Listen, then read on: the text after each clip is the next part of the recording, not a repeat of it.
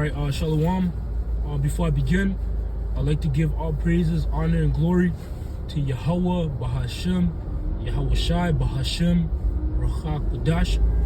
I'd like to say double honors to my teachers, the apostles, and the elders of Great Millstone that rule well and teach well. And also Shalom and salutations to the brothers out there that are of the hopeful elect, preaching His word and truth and sincerity.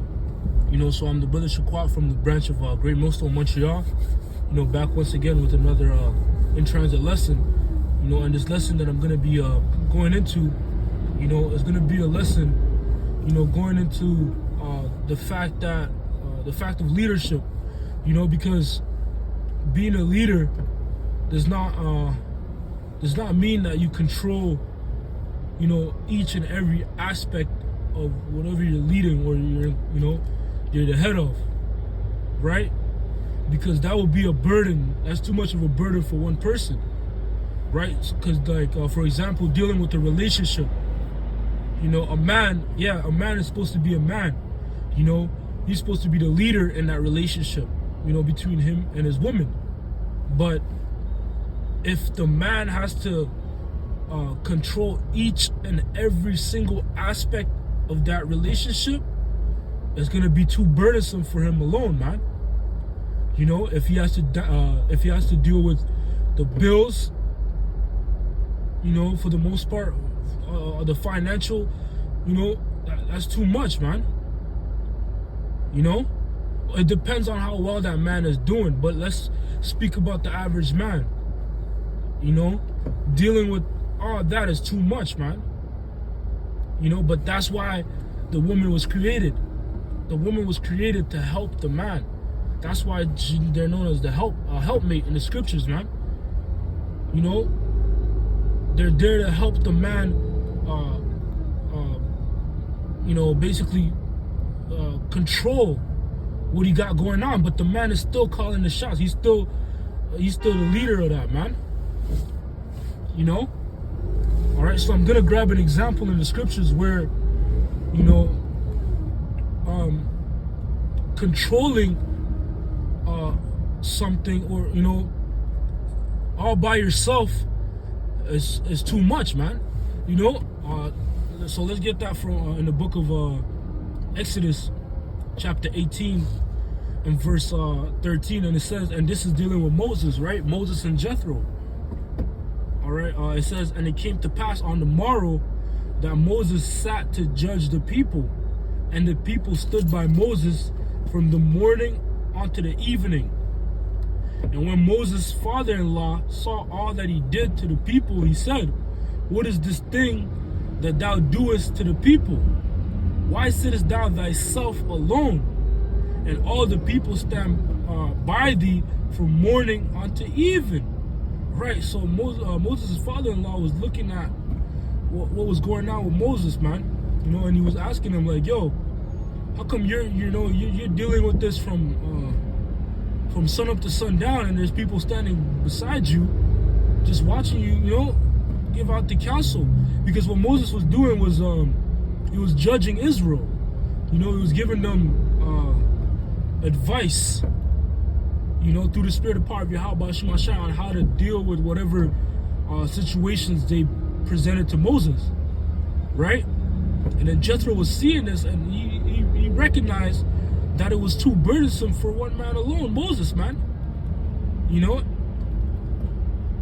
Verse 15, and it says, and Moses said unto his father-in-law, because the people come unto me to inquire of the Most High.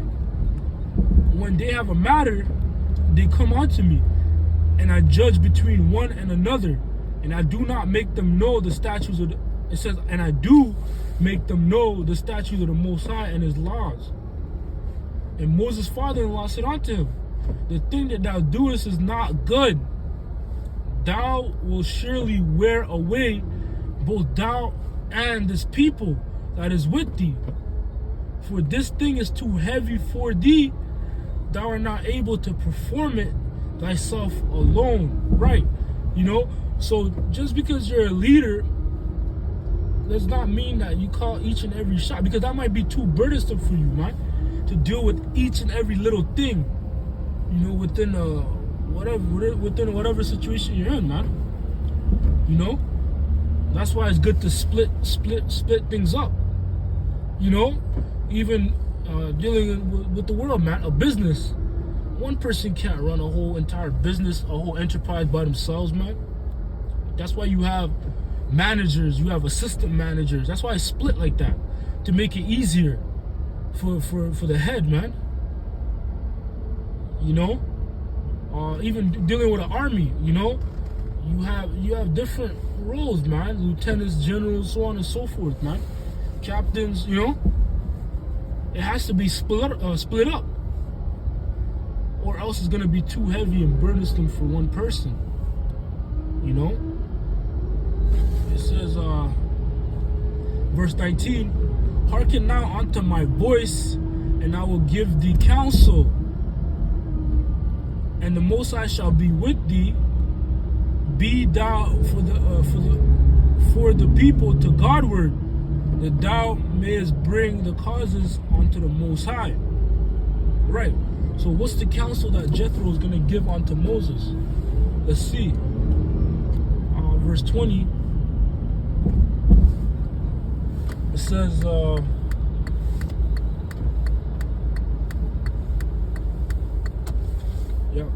verse 20, and thou shalt teach them ordinances and laws, and shalt show them the way wherein they must walk, and the work that they must do. Moreover, thou shalt provide out of all the people able men, such as fear the Most High, men of truth, hating covetousness, and place such over them to be rulers of thousands, and rulers of hundreds, and rulers of fifties, and rulers of tens. Right. So the counsel or suggestion that Jethro gave to Moses was for him to split up the work that he was dealing with. Right. Split it up. You know, have some people dealing with. Have some people ruling over tens, some people ruling over 50 people, rulers over hundreds, and others over thousands, man. But those that you set up to rule over, you know, these small groups of people, a certain amount of groups of people, they have to be men of truth, you know, men that fear the Most High, you know, men that have sincere hearts. You know, it couldn't just be anybody, man, but it had to be trusted men. You know, and that's what you also have to do when you in a business, right? When you promote somebody to hold a particular position, you gotta be able to trust them. You gotta be able to trust that they won't finesse. You know, they won't try to basically do wrong, man. You know, but they'll do it sincerely and honestly. You know, because if you put somebody that's not worth that, you know, that's not what's the word I'm looking for? You know, somebody that doesn't measure up to that position, things can go left. You know, that can compromise the business or whatever, man.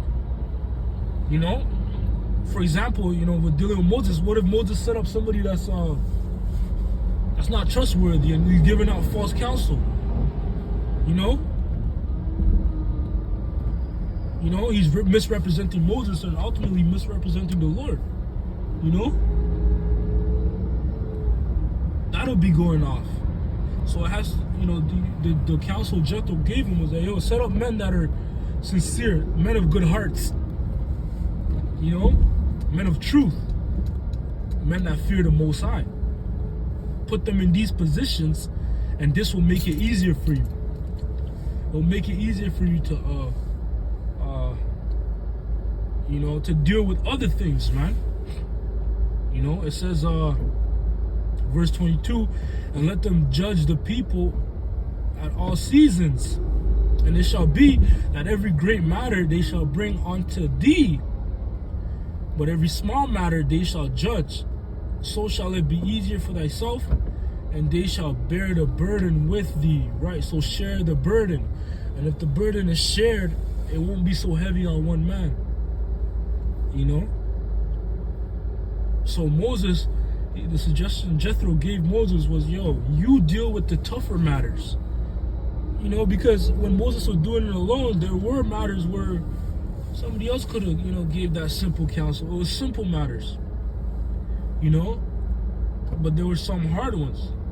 What if for one day there was simple matters that entire day, and Moses still had to deal with them? That would have been wearisome. But if he set up the system like Jethro suggested, then it would be a lot easier for Moses, right? Because you would have men that would deal with those small matters, and which most likely Moses would have gave the same advice. Continuing on, verse 23, it says, if thou shalt do this thing and the Most High command thee so, then thou shalt be able to endure, and all this people shall also go to their place in peace. Right, so splitting up the work, it'll make things easier. Splitting things up makes it easier. Because then the whoever's at the top won't have to worry so much. Won't have to, will have somewhat of an ease, man, a peace. It says, verse 24, and Moses hearkened to the voice of his father-in-law and did all that he said.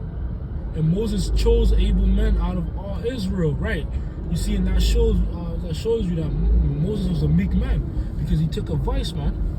He was able to listen to advice, And not only that, but he put it into play. It says, and Moses chose able men out of all Israel and made them heads over the people, rulers of thousands, rulers of hundreds, rulers of 50s, and rulers of 10s. And they judged the people at all seasons. The hard causes they brought unto Moses, but every small matter they judged themselves. And Moses let his father-in-law depart, and he went his way unto his own land. That's right. So that advice made it easier for Moses. All right, so let's go from there to the book of Proverbs 27 and verse 23. It says, be thou diligent to know the state of thy flock, and look well to thy herds. That's right. So this is dealing with a leader, a shepherd, man. A shepherd is also synonymous with a leader, a guide for sheep, right? But the shepherd has to be diligent to know the state of his flock, to know the state of his sheep, what state they're in. Constantly looking over them, But guess what? That burden does not have to sit on him alone. He can choose men that he sees well fit to set up second in command, third in command, fourth in command, so on and so forth, right? That are able to deal with that same task as his, and that, the task that he might give them will be lighter than his, will be a bit easier than his, because they have to make decisions and deal with things that are brought onto them, but if they're not able to deal with that, then they go to the head. They'll bring it to the shepherd, right? So let's go to Ecclesiastes chapter 4 and verse 9. It says, two are better than one, because they have a good reward for their labor, right? So even dealing with work, a laborer's work, right? It's better to deal with two people. It's better to have two people doing something than just one person, right? It makes the work easier. It says, for if they fall, the one will lift his fellow up, will lift up his fellow. But woe to him that is alone when he falleth, for he had not another to help him. Right. It says, again, if two lie together, they have heat. But how can one man be warm alone? That's right. And if one prevail against him, two shall withstand him. And a threefold cord is not quickly broken, right? So yeah, man, that's pretty much the point, man. Lord willing, this lesson was edifying. Until next time, I'd like to say shalom.